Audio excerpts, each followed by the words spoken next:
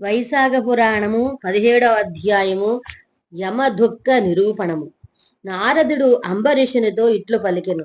శృతకీర్తి మహారాజునకు శృతదేవుడు తరువాతి కథనిట్లు వివరించెను. వాయువు చేసిన ఉపచారముల వల్ల ఓరడింపు వలన కొంతగా తేరుకున్న యముడు బ్రహ్మనుద్దేశించి ఇట్లు పలికెను. స్వామి, సర్వలోక పితామహ బ్రహ్మ, నా మాటను వినుము.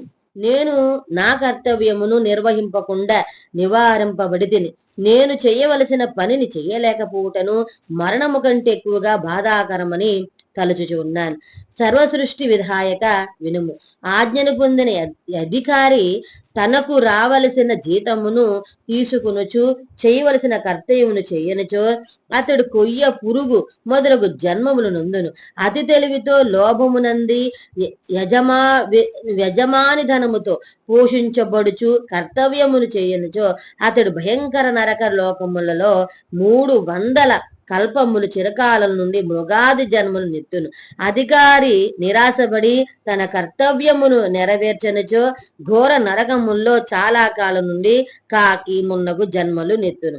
తన కార్యమును సాధించుటకై యజమాని చెప్పిన పనిని నాశనము చేయువాడు ఇంటి ముందు ఎలుక జన్మనిచ్చి 300 కల్పములు కాలము బాధపడును.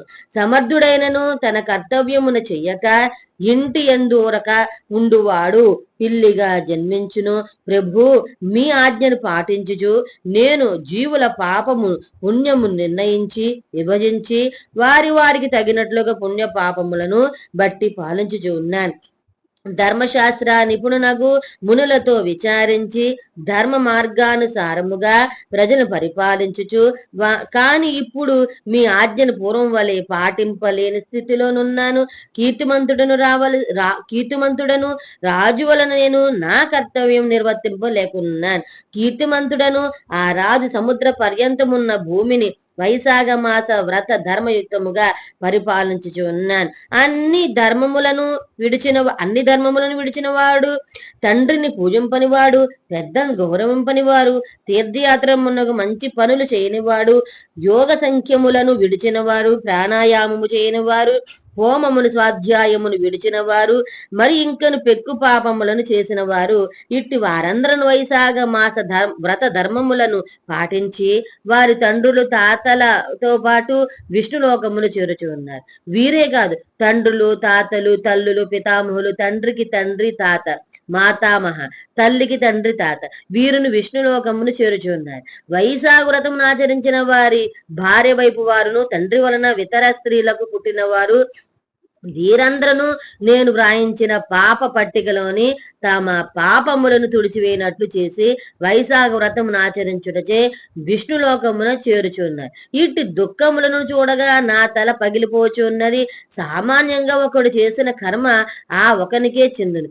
దానివలన పుణ్య పాపములో ఏదో ఒక దానిని వాడును అనిపించును. కానీ వైశాఖ మాస వ్రతమునొకడు చేసినచో అతడే గాక వాని తండ్రి వైపు వారు తల్లి వైపు వారు మొత్తము 26 తరముల వారు చేసుకున్న పాపములను పోగొట్టుకుని విష్ణులోకము చేరుచున్నారు. వీరుగాక వైశాఖ వ్రతములు చేసిన వారి భార్యల వైపు వారును భర్తల వైపు వారును విష్ణులోకమును చేరుచున్నారు. ఈ వైశాఖ వ్రతములు చేసిన వారు ఎట్టివారేనను నన్ను కాదని కనీసం 21 తరముల వారితో విష్ణులోకమును చేరుచున్నారు. యజ్ఞయాగాదులు చేసిన వారును వైశాఖ వ్రతములు చేసిన వారి వరే విష్ణులోకమును చేరుటలేదు. తీర్థయాత్రలు దానములు తపములు వ్రతములు ఎన్ని చేసిన వారైనను వైశాఖ వ్రతం చేసిన వాని వలె విష్ణులోకమును చేరటలేదు. ప్రయాగ పుణ్యక్షేత్రం పడువారును యుద్ధమును వర్ణించిన వారును భృగుపాతము పర్వత శిఖరంపై నుండి దుమ్మికి మరణించి చేసిన వారును కాశీ క్షేత్రమున మరణించిన వారును వీరెవరను వైశావ్రతం చేసిన వారు పొందినటువంటి పుణ్యమును పొందుట లేదు. అనగా ప్రయాగ క్షేత్రమున నదీ ప్రవాహమున దుమ్మికి మరణించిన కోరిన కోరికలు తీరును అని అందరు. అట్టి వారికి వచ్చిన పుణ్యం కంటే వైశాఖ వ్రతం చేసిన వానికి అనాయాసనముగా అంతకంటే ఎక్కువ పుణ్యం వచ్చునని యముని అభిప్రాయం. వైశాఖమున ప్రాతకాల స్నానం చేసి విష్ణు భోజనం చేసి వైశాఖ మహాత్యమును విని యథాశక్తి దానములు చేసి జీవులు సులభముగా విష్ణులోకమును చేరుచున్నారు.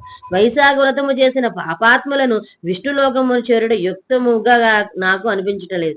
కీర్తిమంతుని ఆజ్ఞచే వైశాఖ వ్రతమును పాటించి మంచి కర్మలు చేసిన వారు చెయ్యని వారు శుద్ధులు అపరిశుద్ధులు వీరు అనలేలా అందరూ శ్రీహరి లోకమును చేరుచున్నారు.